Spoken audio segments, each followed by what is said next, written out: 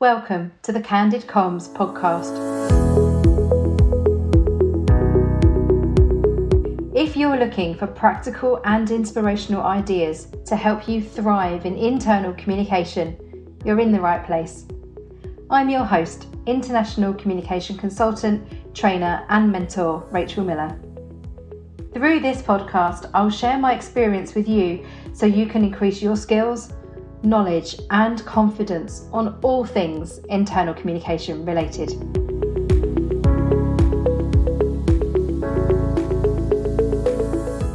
Hello and welcome to the show. On this week's episode, I have a special treat for you. I've invited a guest to come and have a candid conversation with me about the reality of being a comms director.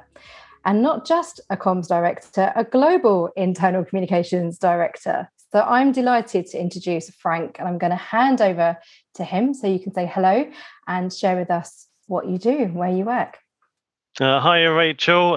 It's a pleasure to join you on this podcast. My name's Frank Dias. I'm the Global Internal Comms Director at AXA XL, and I work in insurance industry. Brilliant, thank you. And I think we first met a good few years back when you were working at Grant Thornton, I think. Is that right? Yeah, I think so. I've seen you within the industry of internal comms for a long time, and it was just really a matter of time before I signed up to one of your useful coaching sessions. And I think that's what spurred me on, just to try and connect and build my network and learn from other wiser heads. Oh, bless you. It's so important, isn't it? Building your network when you work in internal communication is so important. So through this episode today, we are going to have a candid conversation about being a comms director, because I think often there's an aspiration for internal communicators to work their way up. So I'd love to find out from you, what is it really like to work as a communications director, Frank? It's a funny question because you're not really asked this very much. What's it like to be a comms director? So for me, what is really like, I think I would compare it to being a music conductor of an orchestra. You have the responsibility for a team of experts of different experiences who each play to their own tune, which you want, with some structure to help them shine and be noticed. It's a privilege as well to lead and influence the sound of communications, if I were to put it that way, and to also help the voice of the business, its leaders, its employees, be amplified by ensuring that it's all connected to the strategy, which I like to call the music sheet. And the basis behind all of this is, as a comms director, you need to be able to inspire, to coach both leaders and your team, have a vision, be a trusted voice, be curious, not afraid to ask questions, particularly ones that get others thinking, and also could be challenging, and also being decisive, particularly to have a point of view and opinion based on your experience and best practice. And to top all of that, you're a leader in charge of developing, shaping, and owning the internal comms strategy with input from your team, putting in place planning and measures for impact on all of those things. So I think those are the differentiators for me, and I enjoy it. Love it. I love that music analogy. That's so true, isn't it? I think often if you're the leader of the team, it's about drawing out the best from your people while also setting the strategy. I love that you called it the music sheet. I think that's really great. So helping people make sure that we're all in tune, I imagine, to continue. Hopefully. Continue your analogy. I like the fact you said about being decisive as well. I think people do look to their comms directors to be decisive and make difficult decisions as well, which may not be what our leaders are expecting and may not be what our team are expecting. So I'm curious about what attracted you to a role in comms and your career path in particular. So what has led you to get to this point and this role? As I'm sure you've heard many times from many others, I think many of us don't set out on a career path to say, I can't wait to work in internal comms. What's the pity though, right? It is a pity. It's probably changing nowadays. I think that's the good thing that we've seen in our time within the industry, that is changing into that. Certainly. I think the Institute of Internal Communication are doing a campaign at the moment, which is #IChoseIC, to stop the, well, I just fell into it conversation, which is what you and I think, have probably described in the past in terms of our route into internal comms. Yeah, and I think just in terms of the media and the whole place around celebrity. We're probably seeing a lot of sort of PR and also communications get a lot of headlines and press, whether it's for good things or bad things. At least it's getting a bit more coverage where people think, who are the people behind those jobs? In terms of my career, I think when I was younger, I wanted to be a pilot. Did you? It was never around being in comms. Was that an airline pilot in the big jumbo jets? What yeah, are we I talking? think so. I think so. Nice. I think it was just really the idea of traveling, which we can't do nowadays at the moment. But yeah, just that ability to travel and see the world always appealed to me. Nice. But in terms of simplicity, particularly related to attraction of comms role, for me, I think it's a superpower of connecting people and doing a role where being Alice in Wonderland, so to speak, is a necessary part of the job, as in the need to be curious, and particularly considering different viewpoints while trying to avoid the odd rabbit hole. My of which there are many, right? There are many rabbit holes. But yeah, my first job was at Tesco, and that was a major influence on me. Used to work on the shop floor, engaging with the customers, interacting with a diverse group of colleagues. Particularly now, when I think about working then, it wasn't really a diverse group of colleagues, which was really wonderful. Having good banter at the checkouts and also while stacking shelves.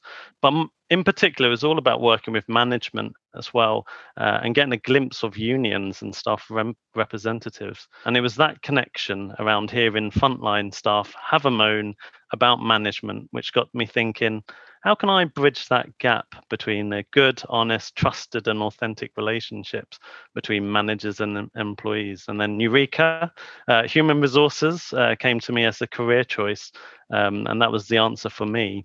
So I went to university and studied my HR degree, and then I started to climb the first rung of my career ladder within actually HR, within a housing association in West Ham in London.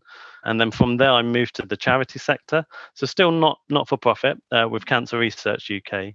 And it was there that I was sort of asked to help set up a new team after working about a couple of years within HR because of new UK legislation at the time, which was focused on Information and Consultation of Employees Act, which strangely enough, I don't actually hear about much at all. No, that's not, I guess it's of its time, right? I guess at the moment, maybe there was a reactive measure put in place to try and deal with that. But no, I haven't heard of that, certainly recently. So it was a very, very much a clear pathway in terms of we need to do something, and you were asked to create the team or the... Yeah, create the setup. So I worked with another manager, and because we were quite well connected, we helped set up our sort of staff consultation and staff representation team, which reported, strangely, directly to the CEO and the exec team of senior leaders, which was, again, phenomenal now when I look back from an internal comms engagement point of view. It was quite groundbreaking because we had a CEO at the time who really understood what they wanted to do, which was to do more than just the basics of the legislation. So we ran open staff elections with staff voting and was able to get a really great cross-section of employees from different parts of the charity. So retail, warehouse, in-office. So we truly had a really representative voice. So I helped train them and coach them in gathering the voice of their constituencies and bringing that voice to the table to the CEO and the senior leaders, who all dedicated time to listen, debate and preview privileged information to this group of representatives. So building up that trust. So it was really a true way of consulting. So that whetted my appetite really for more within sort of communicating internally. So I was lucky enough to then move into an internal comms role within Cancer Research UK focused on digital. And that allowed me to cut my teeth in national internal comms. And then from there, I wanted to move on into global internal comms. So that's when I joined Grant Thornton at Financial Services. What made you decide to move from national to global? What was that driver for you? The driver for me was just really the fascination of how do you deal with people around the world with internal comms. Like if everyone's in the same time zone, it seems fairly straightforward, but how do you then multiply that by different languages, different cultures? How do you align people to the direction of travel that you're going in? Never a dull moment, is there, in internal comms? Never a dull moment. I think that's what sort of drew my interest in. And also, I've been at Cancer Research UK for 7 years, and that's a long time. And so I just really it was the right time to sort of move on and get some more experience, really, mostly.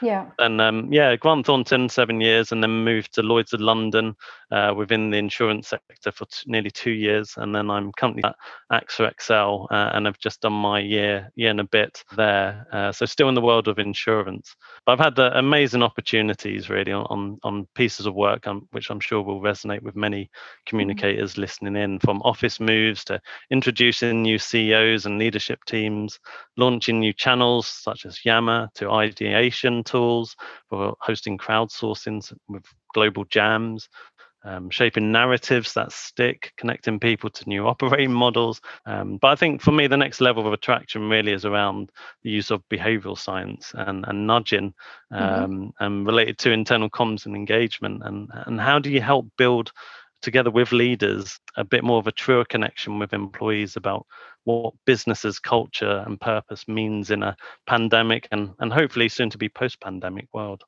Oh, fingers crossed. I love that. I remember reading the Inside the Nudge Unit book a couple of years back. I'll put it in the show notes at allthingsoc.com/podcast, all about behavioural change and how do you get people to act and react. So in our world, how do you encourage employees to act and react in certain ways, which is, I mean, that's a whole podcast episode in itself. It's such a fascinating topic. I love the fact that that's the next step. I love the fact that that's something that you're thinking about and curious about.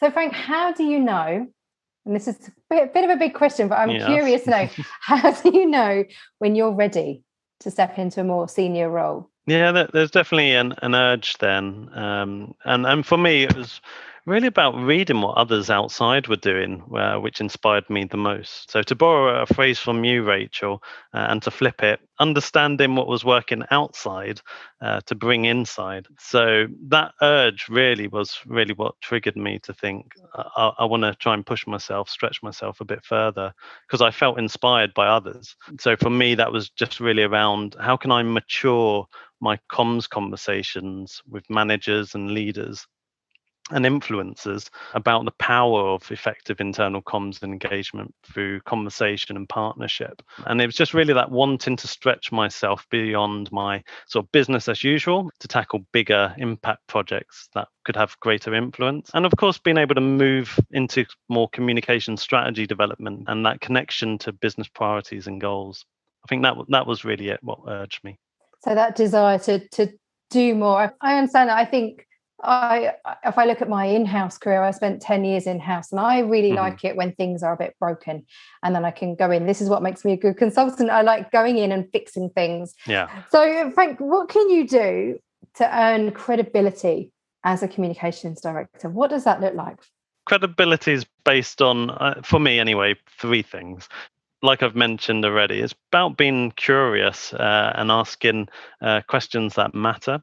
And in our case, it's really around making the link in terms of what the business is trying to achieve and how effective communications and engagement can help make that happen. And then the second piece for me is around being able to have that vision as a communications leader, and in particular the ideas which are grounded in terms of the business challenges, as well as bringing in the best practice from outside together with data and insight into the conversation to help join the dots, and then so that you can then build the case for that investment and then the trust.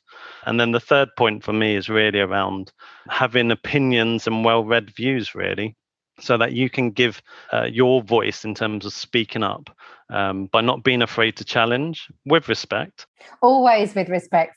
Always with respect. Yeah. Coming from that place of knowledge really is really critical. So you need to also contend with and acknowledge, as well as self-reflect on self-doubt. And I've definitely had it in my career to date, where you also have that feeling of not being the right fit, or maybe being an imposter even, and any of those confidence gremlins that creep into your mind. So really believe in yourself, particularly if you want to sort of earn that credibility, because at the end of the day, we're not dealing with life and death.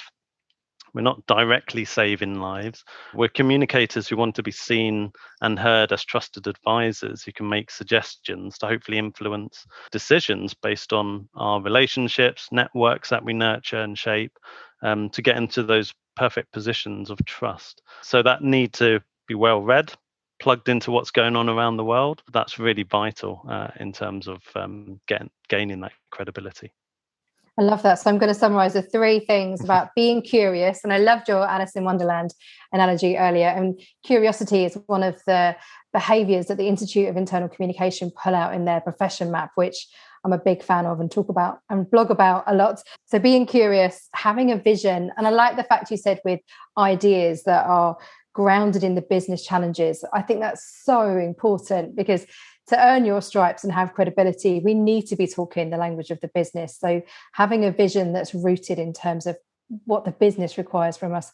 Love that. And then your third point is having opinions, but also being well read. So I guess it's being able to talk the talk and walk the walk, right? Having no integrity gap between what we say and what we do, and having awareness of how internal comms work. So then when we show up, I think all of that investment in our own professional development, that's the reason why we go to conferences, right? And do courses and listen to podcasts to try and have a better understanding and a deeper understanding about what we do. I love that. I think that's there's some really, really key points in there for me.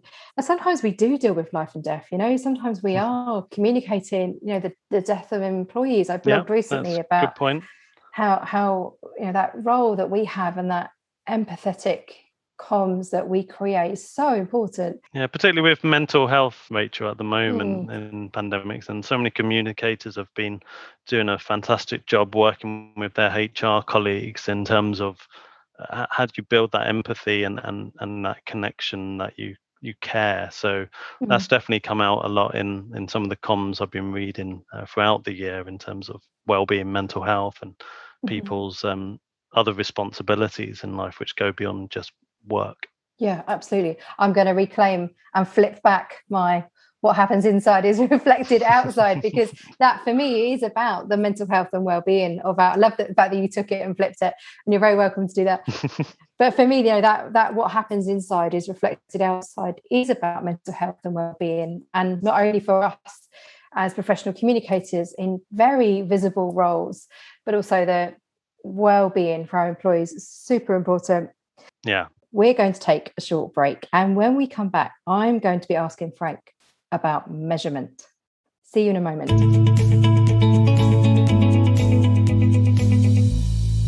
Comms friends, I hope you're enjoying this conversation today between Frank and I. If you are the most senior internal communicator inside your organisation, why not check out the All Things IC Inner Circle? This is my membership that's been designed to support senior internal communicators. Perhaps you're working as a comms director or maybe a head of internal communication, then this membership is for you. It's a small group. Applications are currently open as I'm recording this in May 2021. There's only 6 spaces and we work together over 6 months. As a group, we have a 2-hour mastermind every month, and also you and I would have a power hour every month. See the website allthingsic.com for full information, and you don't need to be based here in the UK. The first cohort of the Inner Circle has members from the US, the UK and Luxembourg, for example. Check out the website to find out all you need to know and how to apply. If you want to learn more about internal communication, I've got you covered. Check out my range of All Things IC online masterclasses. There's a wealth of options to choose from how to be an internal communicator, an internal communicator's guide to hybrid working, how to be a comms consultant exploration, and an introduction to internal communication channels. And because you are a listener of the Candid Comms podcast, you can save 10% off those online masterclasses. Simply use the code CANDIDCOMMS at the checkout. And I hope to see you inside one of those online courses very soon.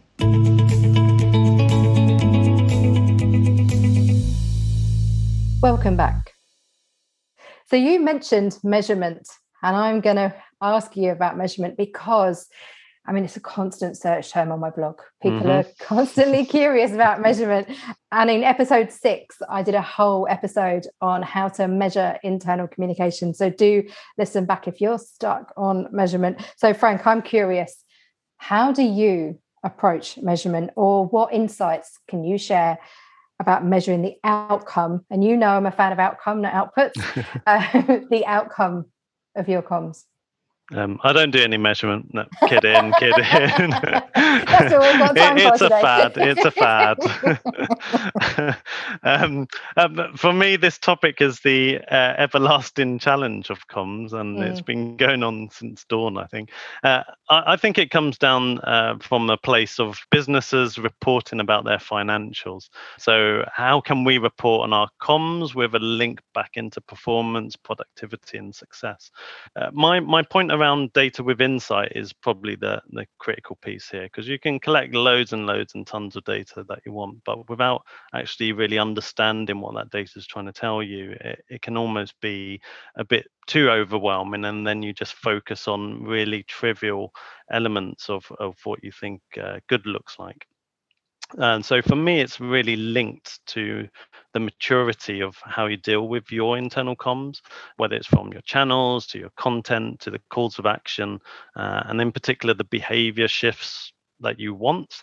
Think around think, feel, do as one quick example, which also links back then to the culture of the business. So it's got many layers, I think, and it all depends on your maturity. So the first thing I would do in terms of measuring, or have done in terms of measuring comms, is to try and understand the business first. And in particular, its priorities and goals. That's your foundation piece, because everything that you then do after that needs to talk to that as your foundation. And so the next thing I then did was really get a fantastic understanding around our employees, culture around voice, in particular around leaders, leadership and comms, and then also around the channels and the platforms at your disposal. And then for me, it's then diving into the world of content. What's been the history of what's been said? How's it been said around tone, delivery, and what actions have been asked of employees because of that content? So really sort of gathering as much relevant data as possible. So if many businesses run surveys or focus groups, if you can, ask to see that data, because all that plays a part in you understanding the business. And then it's all about also organizing your own conversation starters with key influencers, so that you can gather their views. And so all of that, you lay it all out, and then you try and make sense of it all. And that's the key bit, right? 100%. It's You're a lot to look at. Gathering it all in. You've got it all, but then to your point, what do you do with it? How do you make sense of it? That's exactly it. How do you make sense of it? And so you really need to look at and focus on then the insight that will help you drive the engagement that you want to try and make improvements on. Where are those gaps? Hopefully that's what is running through your head when you're looking at all these data. Where are the gaps? So just talking this out loud sounds daunting, and it is for sure. But if you want to do it well and do yourself justice, it needs to be done, and it will make you a better communication professional as well. But most recently for me, comms measuring wasn't carried out until I arrived. It's taken me about a year to fully appreciate the business where I'm at.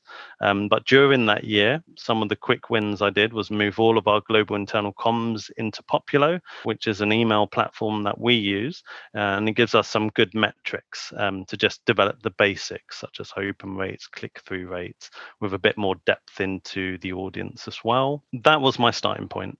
And then together with intranet views, video streaming views, as well as town hall attendance, number of questions asked, etc., all of that helped to build up that picture for my internal comms.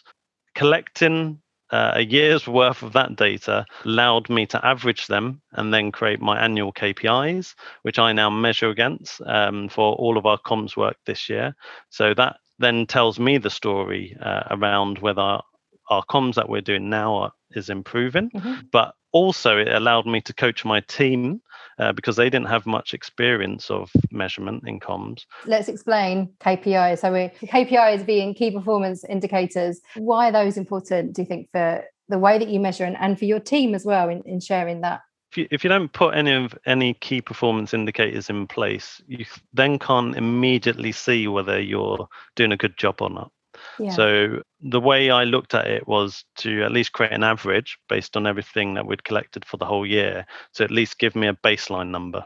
Mm-hmm. And then once I have my baseline number, then that's my measuring stick against it.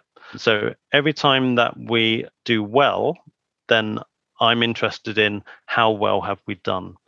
What have we done to make that comms do well in the first place?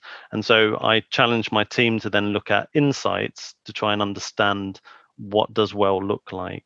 And then from there, we've been able to just develop better understanding of our comms. We're starting to do more A/B testing, for example, of our subject titles, and in particular around keywords, so that we can also keep ourselves quite fresh in terms of our internal comms, looking at what works, what doesn't work. It's also given us insight into when is the best day and time to deliver our global comms. Can you share that? I'm curious to know what did those tests reveal? So well, I promise you it'll be candid. That's what we want to know, Frank. What was working and what wasn't? Is there a key day or a key time that works for everyone? What did you find? Everyone's slightly different, but Okay. there's some no-brainers here because it sort of marries up with what happens externally as well in marketing KPIs. Best days really are your Wednesday, Thursday, and for us it was the sort of Thursday morning was our most engaged period when we did do global comms. It's that 9 a.m. to 12 p.m. slot. And that was universally around global. So what we now do is we try and target our comms to hit our colleagues in Asia first, and then it follows the sun in terms of when they wake up, then that comms is in their inbox. So again, these data points helped us to really change some of our comms, doing incremental changes, which could then drive engagement. I love that. That's real measurement in action, isn't it? That's using information, turn the data, turning it into insight, and turning it, which is always the key bit for me, into action. It's the outcome. So what are we going to do as a result of knowing when the open rates are, or the A/B testing? So just to explain what A/B testing is, if people perhaps haven't heard that before, it's when we experiment, isn't it, Frank? Really, where you change the email title and you want to know whether if one particular title would get more of an open rate than another one. That's right. I guess that goes back down to curiosity, doesn't it? What makes our people curious? What makes them interact and engage with content, particularly? What causes them to open emails? And if they're not opening it and we're changing the wording, does that have an effect? So that's real measurement and insight turned into action for me. Can I ask what your team's response was and I hear you, it takes a long time to really get to know an organisation. What did they think about the fact that you had all of these? You said that the measurement wasn't done in this way before. I think they all had that need to be curious, which was good. And I think they'd heard it talked about so much, but then never really had the tools at the time to make it real. A lot of it was very superficial reporting without actually wanting to understand what it was trying to tell you. So I think the things that I've sort of introduced is helping them to look beyond just numbers, but actually try and do something with those numbers. And for me, what I've pushed for all of them is drive engagement on what matters most is my current sort of strategy tagline for this year. Nice. So everything we do based on those annual KPIs, we're looking to drive engagement on all of our global communications. So it allows my team to be empowered to challenge incremental changes in the comms that they're doing to see whether those things could actually improve engagement. So I think they found it empowering, I think, has been for them, and it's added another string to their bow in terms of being able to talk with confidence about data and numbers, and also back it up with evidence, because we've made small changes to the way we do our comms and it's made a difference. And one of the recent data points we increased our readership of our global newsletter by about 900 extra readers. And then what I've said to them is, what you do, you try and make that number a bit more real. So the way I translated that was, that's everyone in our French office reading that comms. So if you can imagine that whole country where we've got people in that country reading that comms, that has been the increase that you've had in terms of the small changes you've done to the comms. So that's driving engagement for me. That's really nice. It's bringing it to life, isn't it? And giving context. And there's a lot to be proud of there, I imagine. And I think you're right. It does give you an additional string to your bow if you're able to really understand measurement, know why it's important, and know what to do. And I think your point about having popular is really important. It's understanding what tools are out there and what can they give you. And therefore, again, it's having that data and insight, but then taking action based on whatever those numbers come back. So I want to ask you, obviously this is the Candid Comms podcast. So what does Candid Comms mean to you? Candid Comms for me, I think it's about being honest, being authentic. It's about being trustworthy. And I think we saw with the Edelman Trust report that employees are trusting their business leaders more so than politicians. So there's an important responsibility there then as communicators that we have. So how can we help our leaders be more open within reason with its people is really important. So that's where our sort of value comes in.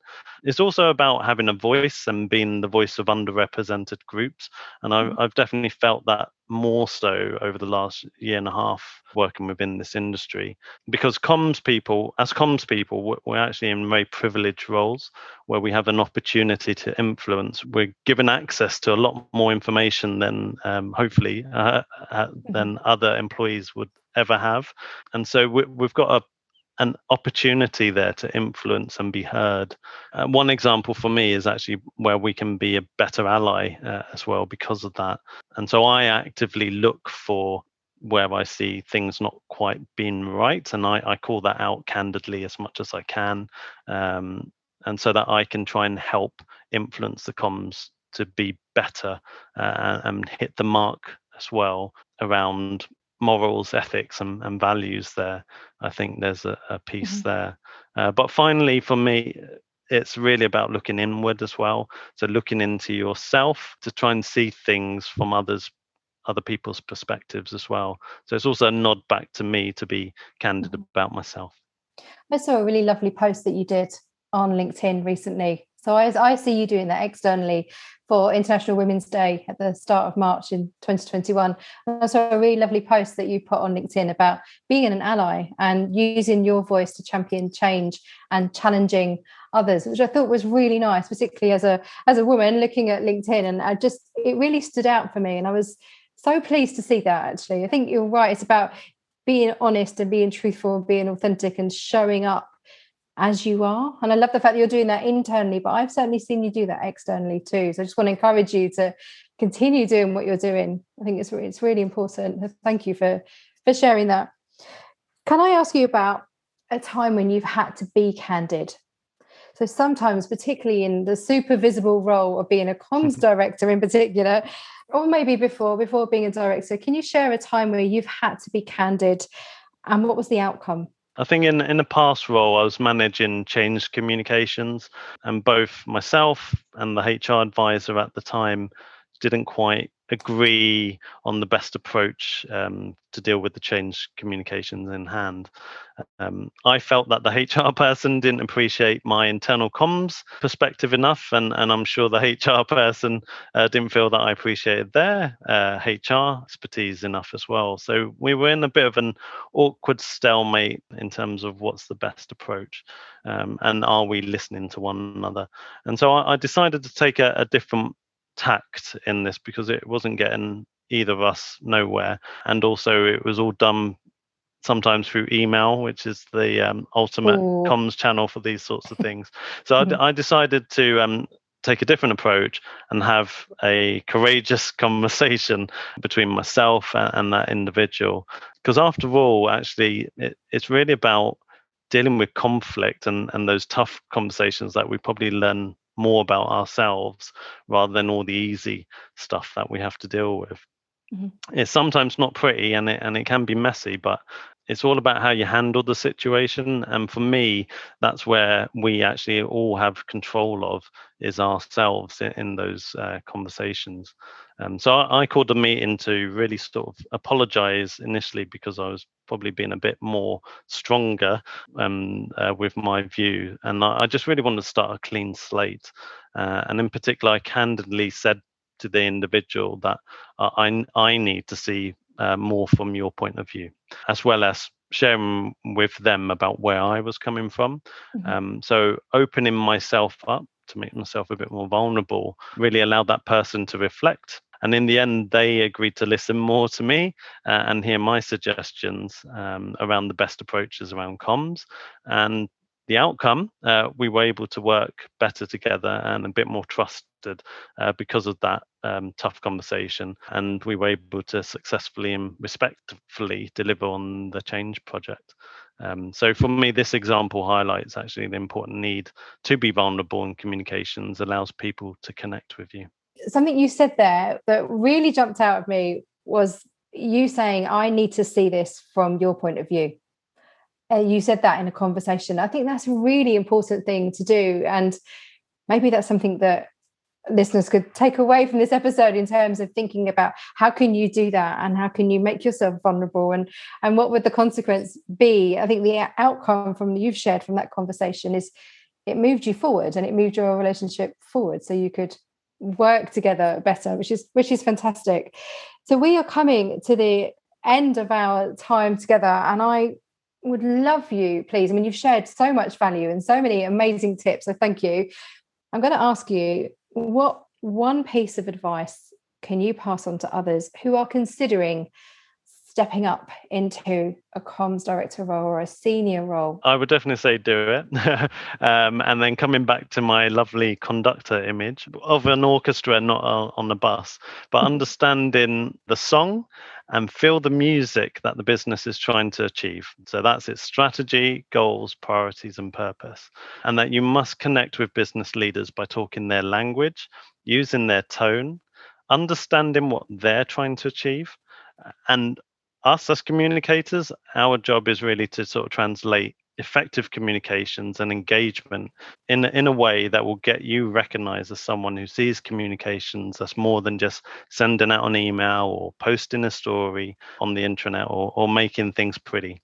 It's really about feeling and empathy in terms of, if we want to win hearts and minds to influence positive behavior through real actions, is really how we're going to successfully move forward in terms of performance and productivity. And that the outcome of effective communications is really about generating greater meaning, understanding, and connection to help people feel proud of where they work and also belonging in what they do. So for me, it's all about really understanding the business and talking their language so that you make that connection. Fantastic. Frank, thank you so much for having a candid conversation with me today. If people want to connect with you online, where's the best place to find you? It's definitely Twitter or LinkedIn. My Twitter is Let Me Be Frank, without the A in Frank. Otherwise, you can find me on LinkedIn. And I'm always posting comments on your posts, on other people's posts within our little industry. So yeah, that's where you can find me. Fabulous. Frank, thank you so much. I'd love to know what you think of this episode. Do feel free to get in touch with Frank or me. You can find me at All Things I See on Twitter, and the show notes will be at allthingsic.com/podcast. And remember, what happens inside is reflected outside. See you again soon.